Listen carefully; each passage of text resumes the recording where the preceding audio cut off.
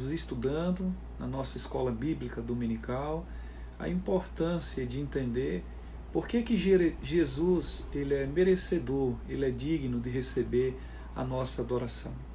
Nós estaremos nesse momento trabalhando com essa temática, a temática sobre adoração. Por que Jesus ele é digno da nossa adoração? E eu gostaria de convidar vocês a deixarem suas Bíblias, se você puder, aberto no livro de Hebreus, no capítulo 1, do versos 1 até o 14, para que você possa entender que todo o nosso estudo ele está fundamentado nessa leitura. E nós estaremos fazendo uma releitura pastoral, embora com conteúdo teológico, porque estaremos fazendo algumas proposições. O que seria isso? Algumas afirmações de fé. E nós sabemos que a nossa tradição nos ensina que a Bíblia ela é a nossa única regra de fé e prática. Então, que os irmãos e as irmãs possam, nesse momento, procurar ter essa linha de pensamento, essa linha de entendimento, para que todos vocês compreendam. E se houver alguma dúvida, vocês podem anotar, depois podem enviar no meu WhatsApp. Eu terei o privilégio de poder ajudar vocês a tirar qualquer dúvida. Como disse, nem sempre eu vou conseguir ler as mensagens. Se você quiser fazer alguma pergunta na tela, talvez eu não consiga visualizar, porque em alguns momentos o meu olhar vai estar centrado. Embora vocês de repente pensem que eu estou diretamente focado em vocês, eu estou com uma tela na minha frente do nosso computador para que a gente possa dar continuidade ao nosso estudo. E o nosso texto está exatamente em Hebreus, capítulo 1, do versos 1 ao 14. Eu quero começar afirmando para vocês que o livro de Hebreus, particularmente, ele é, para mim, um livro absolutamente incrível.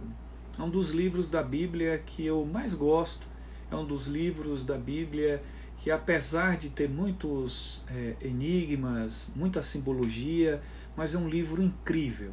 Ele é um dos meus mais favoritos.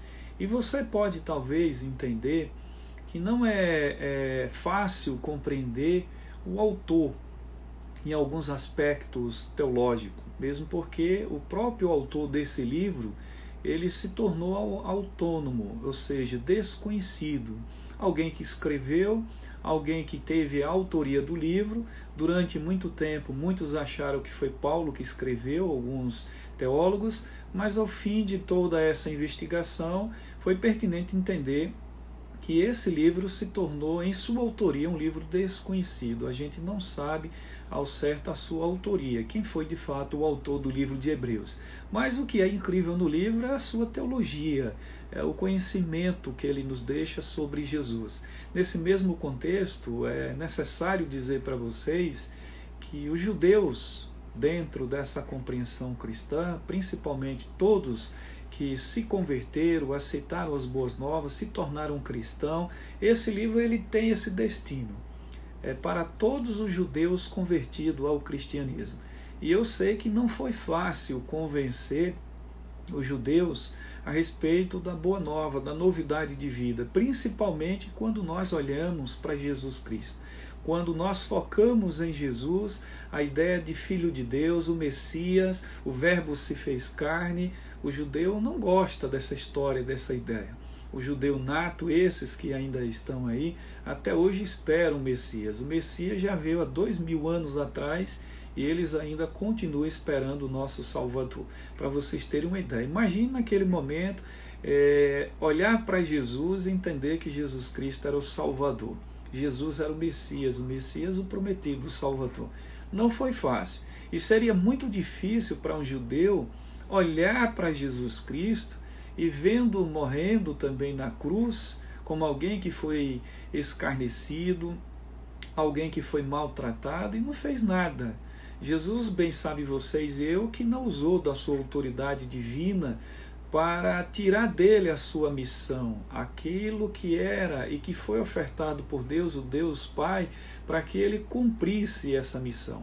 E a gente sabe, eu, você, nesse contexto bíblico, teológico e principalmente pastoral, que é bem complexo quando a gente olha para Jesus Cristo, o Filho de Deus, o Deus em pessoa, aceitar toda essa condição de ser maltratado, injustiçado, escarnecido, mas Jesus, a sua infinita misericórdia, nos revelou que o nosso Deus é um Deus de bondade.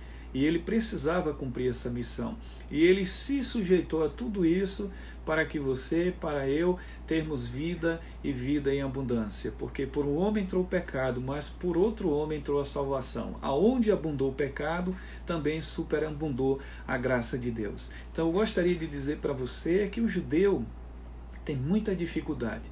E naquele primeiro século, naquele momento ali, quando Jesus estivera padecendo por tudo isso, passando por tudo isso, a mensagem que Jesus Cristo tinha ressuscitado ao terceiro dia trouxe várias implicações. Do ponto de vista teológico, a gente sabe que muitos estariam até duvidando. E a gente sabe que muitos desses judeus que estavam seguindo o cristianismo deixaram também porque estavam atormentados, estavam preocupados, com medo.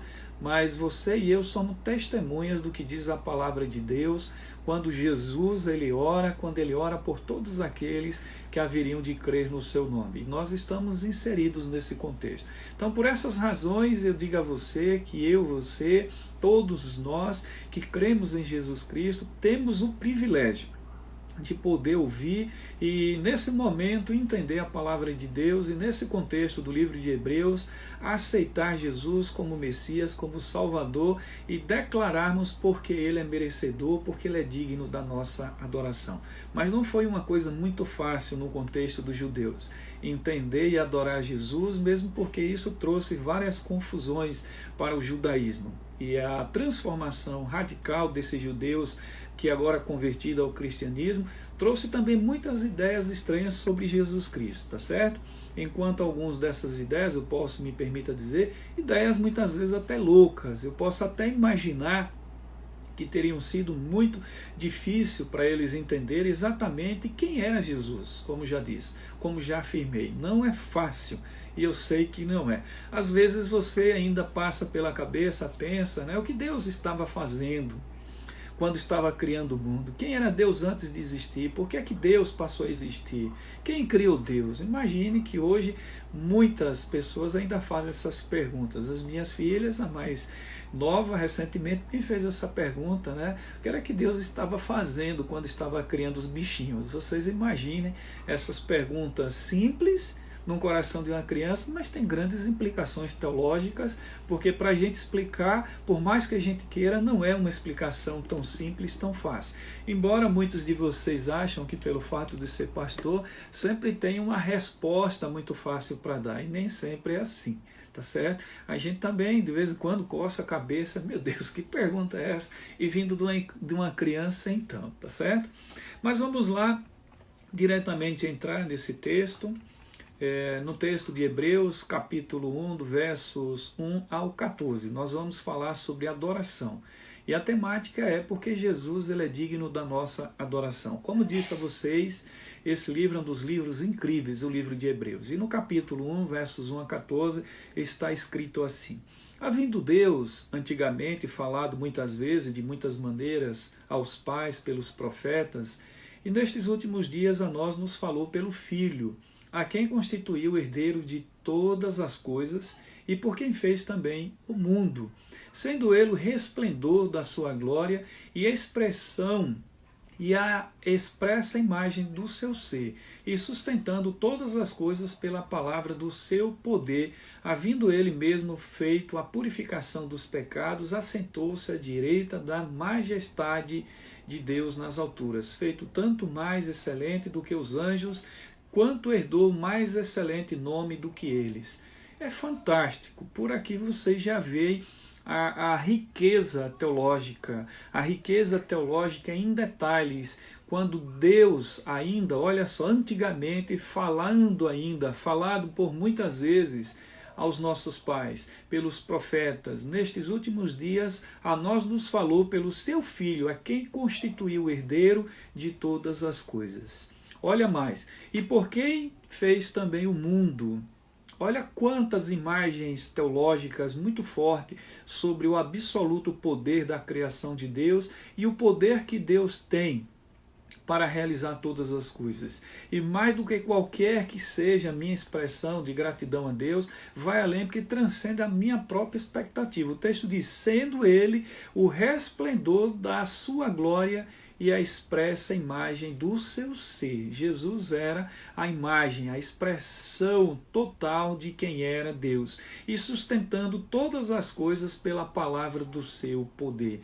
Aonde Jesus era plenamente homem, ele também era plenamente Deus. Ele estava revestido de todo o conhecimento, de toda a autoridade, de todo poder. Havendo ele mesmo feito a purificação dos pecados, Jesus se sujeitou por nós, Jesus se entregou pelos nossos pecados, assentou-se à direita da majestade nas alturas. Que coisa fantástica, me permita dizer coisa no sentido de coisa extraordinária, mas é incrível como o autor do livro de Hebreus, ele começa a sua reflexão, diria reflexão teológica, sobre quem é Deus, como se comportou Deus, a missão de Deus, como Deus realizou toda a sua forma de ser na natureza humana e principalmente na natureza humana se manifestando e ainda continuando com a sua majestade, com sua glória na pessoa do seu Filho, a quem está sentado à direita do nosso Deus Todo-Poderoso, a quem há de julgar e de fato quem fará justiça por todas as coisas.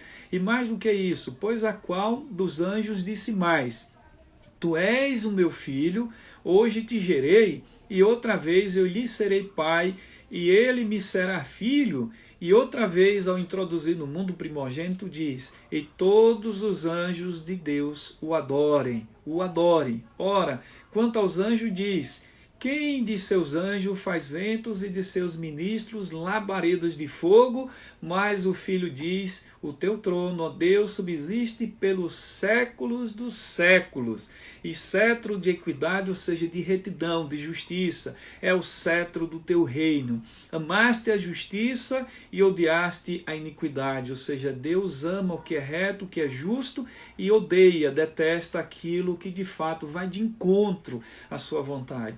Graças à sua misericórdia, ele não deixa de nos amar, porque Deus ama o pecador, mas Deus odeia o pecado. Você sabe disso, eu sei disso.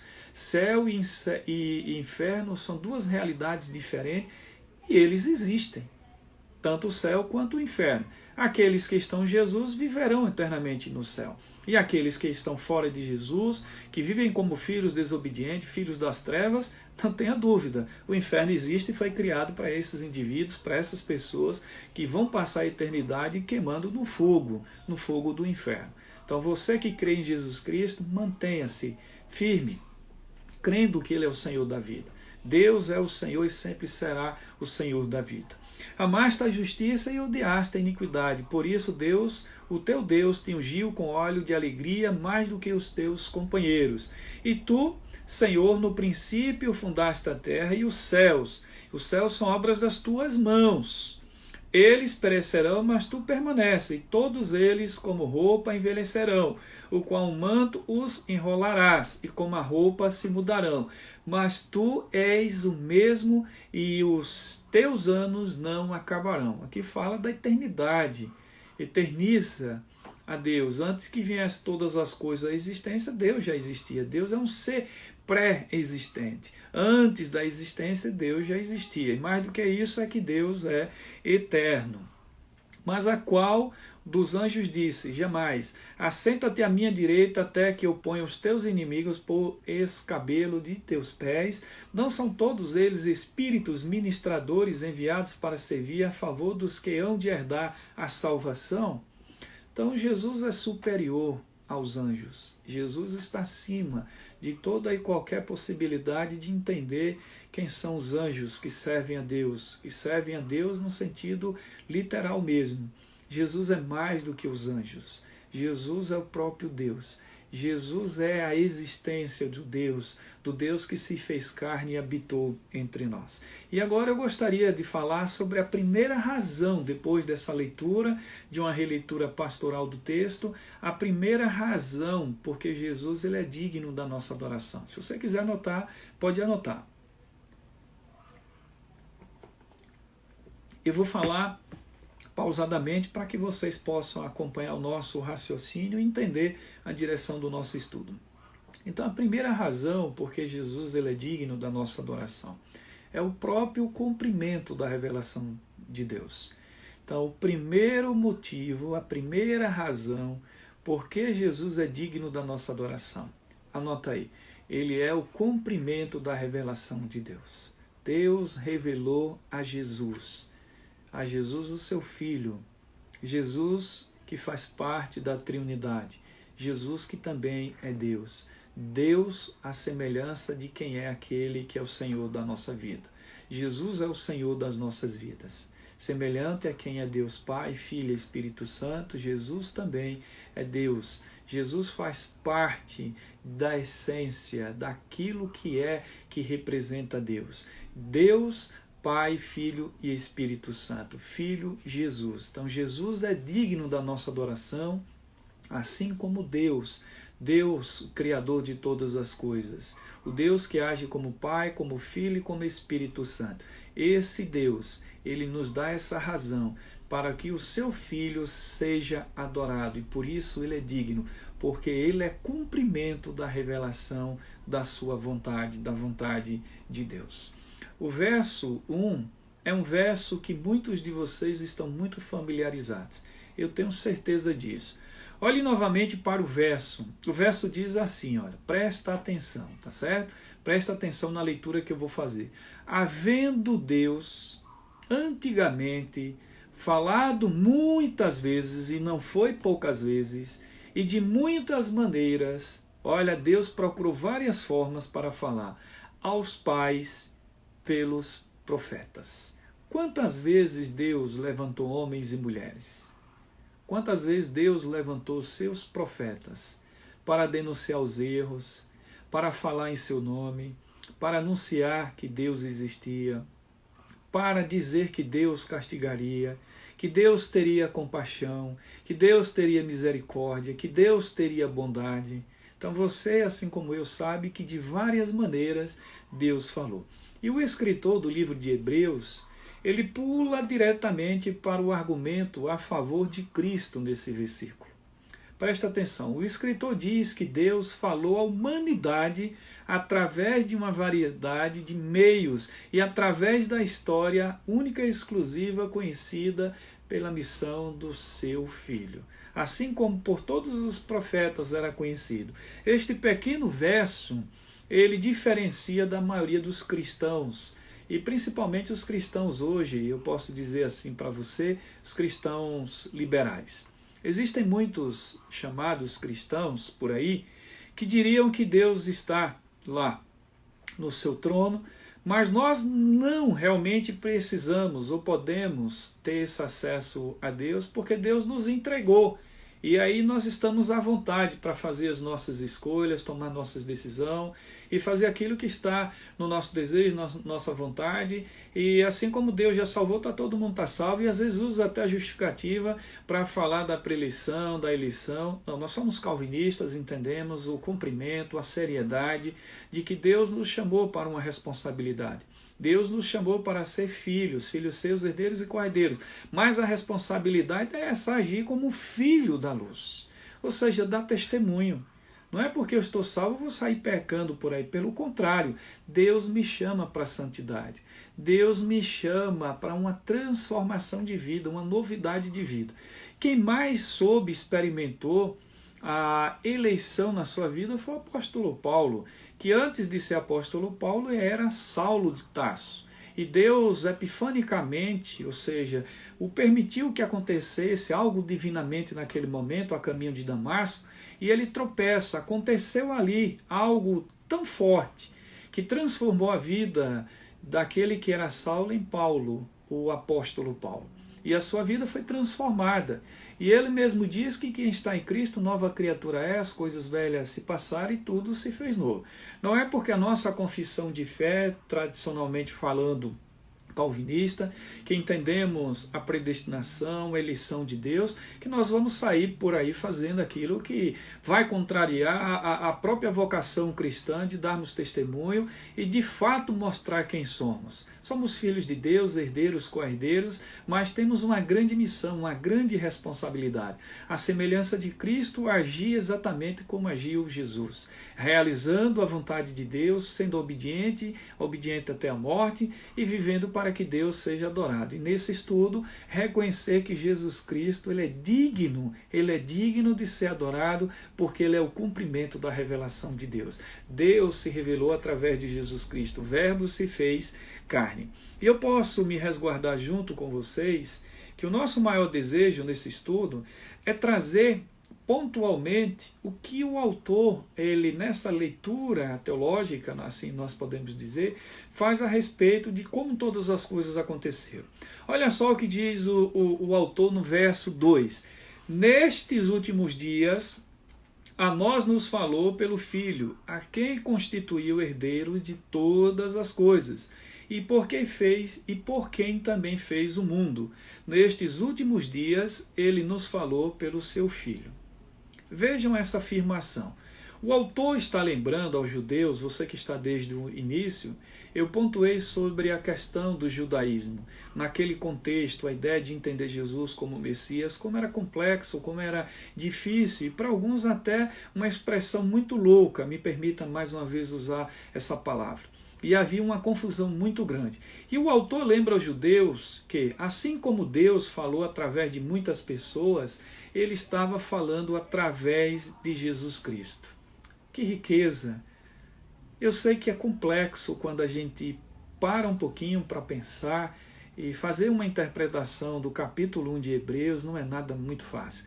Mas se você, como cristão que crê verdadeiramente que Jesus Cristo é o Filho de Deus, você já está em vantagem em relação aos judeus. Principalmente aqueles judeus que se converteram ao cristianismo, porque os dos dias atuais continuam sem acreditar que Jesus Cristo já veio, que já morreu em nosso lugar, que era o prometido de Deus, que era o Messias, o Salvador do mundo, e que nos trouxe essa riqueza de sabermos que Deus vive, que está entre nós e que fomos salvos pela sua graça. Nós estamos em vantagem em relação a todo judeu daquela época, porque embora haja nesse mundo uma espécie de embaralho de tanta informação e quantas ideias surgem diariamente, e hoje nós estamos vendo uma proliferação de ideias teológicas que se espalham sem embasamento bíblico, sem embasamento à luz da palavra de Deus, e muitas verdades que nós pregamos estão sendo distorcidas. E uma delas é que Jesus Cristo é o Filho de Deus. Muitos estão ensinando, pregando por aí, que todos os caminhos levam ao céu. E isso não é verdade, isso é mentira. Você sabe que Jesus Cristo é o caminho. E quando a gente entende que Jesus Cristo é o caminho, é olhar para Jesus e olhar para quem de fato ele é, sendo Deus, plenamente homem, o que ele fez e como devemos agir segundo o seu exemplo, segundo a sua vontade, a imagem de quem era Jesus e a forma como foi expressado em Jesus, o entendimento de como nós deveríamos obedecer a Deus. Então existe uma falsa ideia que está sendo disseminada e hoje mais do que nunca nós estamos ouvindo pessoas deixarem de pregar sobre pecado, de pregarem sobre inferno. Olha, inferno existe, a Bíblia diz que inferno e céu existem e as duas coisas estão aí. Ou você aceita o céu, ou você aceita o inferno. A mensagem é essa. Ou você aceita Jesus Cristo como Senhor e Salvador, entende que Ele é o Filho de Deus, que você está salvo, ou você rejeita e você está condenado e você vai viver a sua vida da forma como você quer. Agora, as duas coisas existem, céu e inferno, são distintas e a realidade de um e do outro são bem diferentes. Aqueles que herdarão o céu herdarão uma vida eterna, feliz e para sempre. Aqueles que herdarão o inferno viverão na amargura, na dor, na tristeza, no sofrimento, eternamente. Eu acho que se as pessoas hoje pararem um pouquinho para pensar sobre essas duas realidades, deveriam optar em viver o céu. E essa história de que nós somos pessoas legalistas, intolerantes, pelo amor de Deus, esse discurso não combina com os calvinistas, não combina com os presbiterianos, pelo contrário, nós respeitamos todas as pessoas, nós respeitamos todas as vontades, todas as opções, todos os desejos de vontade.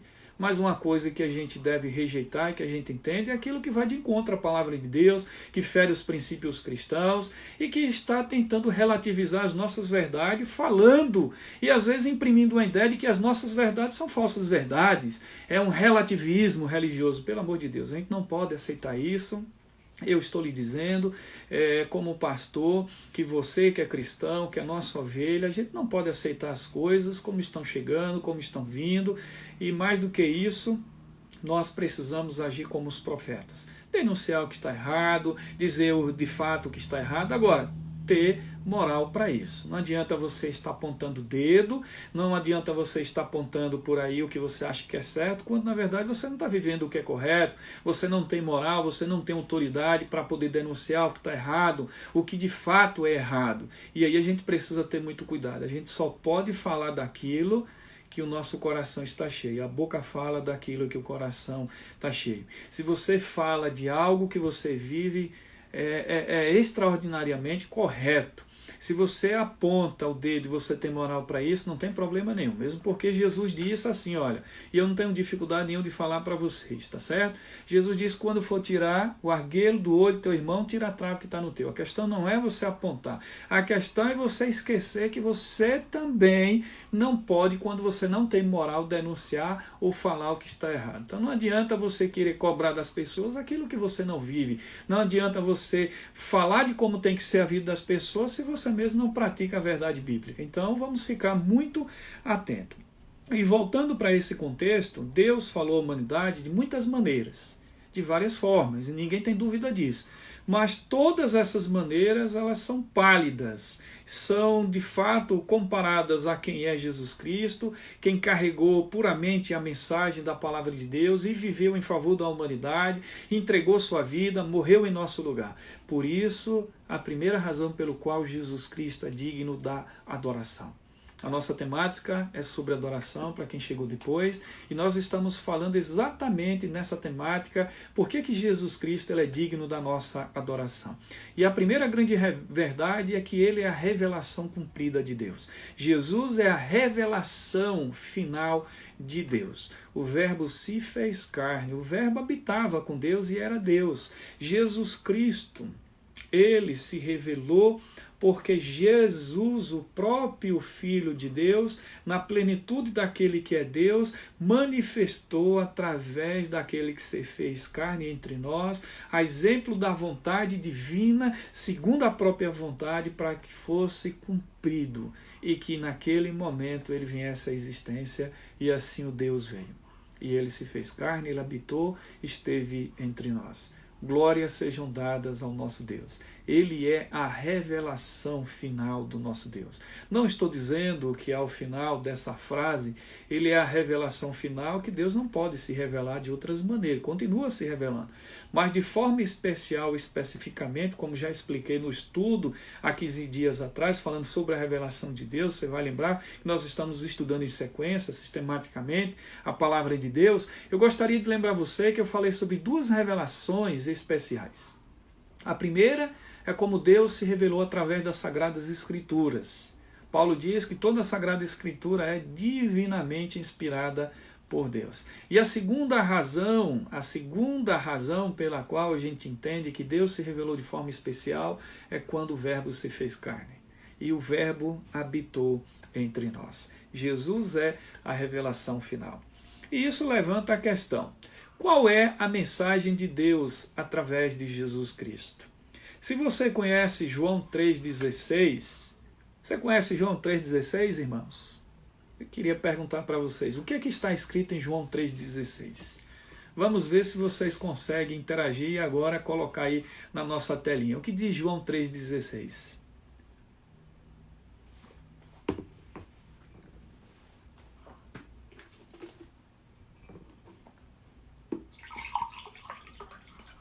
presbítero Marco está colocando aí, total, ele entende totalmente o texto de João 3,16. Ele já digitou aí, porque Deus amou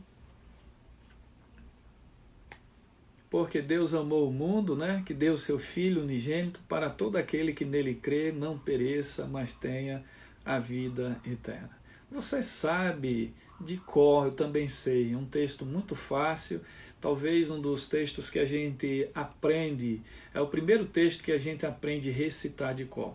E eu tenho certeza, assim como você e eu, todas as crianças. Glória a Deus por isso.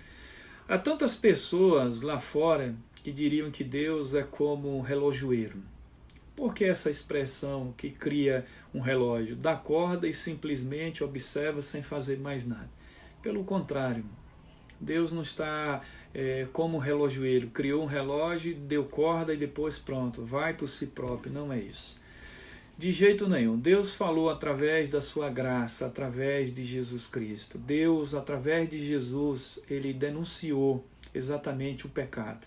E você sabe que os nossos pecados, conforme o profeta Isaías, eles causam separação entre nós e o nosso Deus. E você sabe que Jesus Cristo é o Cordeiro de Deus que tira todo pecado do mundo. Não obstante, queridos irmãos e irmãs, eu gostaria de dizer para vocês que Jesus Cristo, ele denuncia o pecado, porque Jesus Cristo sofreu todas as consequências do nosso pecado. E a pior delas, a morte. Jesus enfrentou a morte. Você lembra muito bem quando o apóstolo Paulo diz que o salário do pecado é a morte. Essa é a pior consequência. Não é só a morte física, é sobre todas as coisas a morte eterna. Eu não sei como é que soa essa afirmação para você, como você entende, mas muitos estão vivos, respirando, embora estejam mortos. Eu vou repetir. Muitos estão por aí, embora vivos, respirando, estão mortos. Estão mortos nos seus pecados, nos seus delitos, em tudo aquilo que separa as suas vidas da presença de Deus. E se morrerem sem Jesus, a morte física, viverão eternamente no inferno. É difícil, é duro dizer isso, mas a Bíblia, ela é quem esclarece aquilo que o pastor está dizendo. Isso se aplica para todos nós. Ou você serve a Jesus Cristo, ou você não serve a Jesus Cristo. Tá certo? E para a gente finalizar o nosso estudo, como primeiro tópico, nós vamos deixar os dois para a semana que vem, de hoje a 15, próximo domingo é o presbítero Peterson, nós estamos alternando, para que você deixe registrado o primeiro registro aí, porque é que Jesus ele é digno da nossa adoração. Mas enquanto isso, nós vamos finalizar, chegar à conclusão, tá certo? Assim, enquanto pensamos sobre os atributos de Cristo, para a gente concluir esse primeiro tópico, o que o torna digno da nossa adoração, e a gente pode e deve louvá-lo eternamente, porque ele é aquele que trouxe a mensagem de amor, de misericórdia de Deus para todos nós. Então, por que que Jesus ele é digno da nossa adoração? Porque ele é a revelação, o cumprimento da revelação de Deus.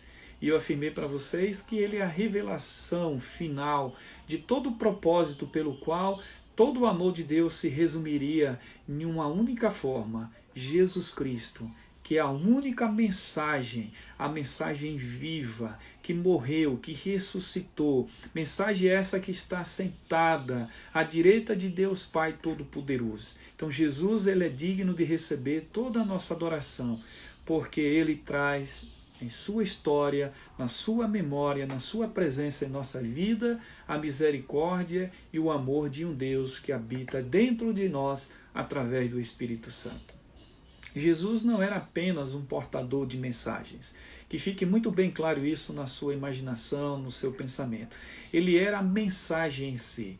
Jesus era a própria revelação de uma mensagem que viveu e experimentou, e por isso ele tem moral, ele tem autoridade sobre nossas vidas. E ele padeceu por nós, morrendo a nossa morte para que a gente tivesse vida e vida eterna. Ele não era apenas aquele que desceu e falou sobre quanto Deus amou o mundo, de jeito nenhum.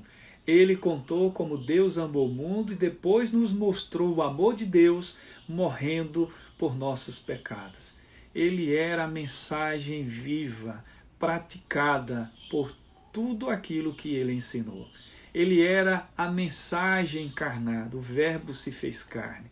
Ele experimentou, ele não era apenas a mensagem que desceu do céu para poder viver entre nós e falar dessa mensagem. Não, ele veio para cumprir, para ser fielmente essa mensagem, para tornar na prática exatamente o que ele ensinava, para viver exatamente o que ele pregava. Essa mensagem revelou o amor e a misericórdia de Deus em Jesus Cristo.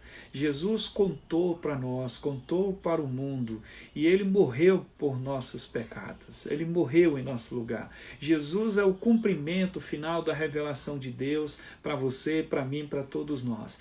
Por isso nós devemos adorar Jesus Cristo como o único Senhor e suficiente Salvador das nossas vidas, porque o Verbo se fez carne e ele habitou entre nós. Louvado seja o nosso Deus eterno. Se você gostou dessa mensagem, você de hoje a 15 dias, você vai pegar o seu cadernozinho. Se você gostou desse estudo, você vai deixar anotado que a primeira razão porque Jesus é digno da nossa adoração é porque ele é a revelação do cumprimento da vontade de Deus. E você vai anotar no seu caderno. E nós vamos dar continuidade. E o nosso segundo tópico que nós vamos estudar de hoje a 15 dias é exatamente o segundo motivo porque Jesus é digno da nossa adoração. E eu vou usar uma linguagem moderna.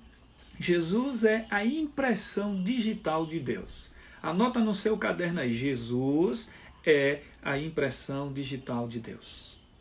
Anota no seu caderno a segunda razão porque Jesus ele é digno da nossa adoração. E quando a gente voltar a esse estudo, eu vou pedir para você pegar o seu caderno e a gente vai começar exatamente aí. Jesus é a impressão digital de Deus. Eu queria explicar essa terminologia que eu usei aqui, impressão digital. Vocês sabem que a impressão digital, tá certo? Ela é única, exclusiva e intransferível. E ele é a impressão digital de Deus. Eu já quero deixar essa dica para você, tá certo? Se você associar rapidamente Pai, Filho e Espírito Santo, olha, são 3 pessoas em uma única só. E todos 3 ele tem a mesma digital. Pense nisso, fiquem com Deus, Deus abençoe vocês e nós vamos ter uma palavra de oração. Nós vamos agradecer a Deus pela oportunidade do nosso estudo e de hoje a 15 dias nós vamos estar de volta, falando exatamente sobre o segundo tópico. Vamos orar e agradecer a Deus. Pai Celestial, te agradecemos pelo nosso estudo e rogamos ao Senhor que nos abençoe, que nos proteja, que nos guarde, que nos resguarde e que a Tua palavra continue desafiando as nossas vidas a viver exatamente como Tu queres. Abençoa todo o Teu povo, abençoa toda a Tua igreja reunida neste lugar, com a bênção do Pai, do Filho e Espírito Santo. Nós te agradecemos hoje e sempre, nosso Deus, e abençoamos todo o nosso povo que está aqui, conectados e ouvindo essa palavra, para a honra e glória do Teu santo nome, em nome e pelo amor de Jesus. Amém.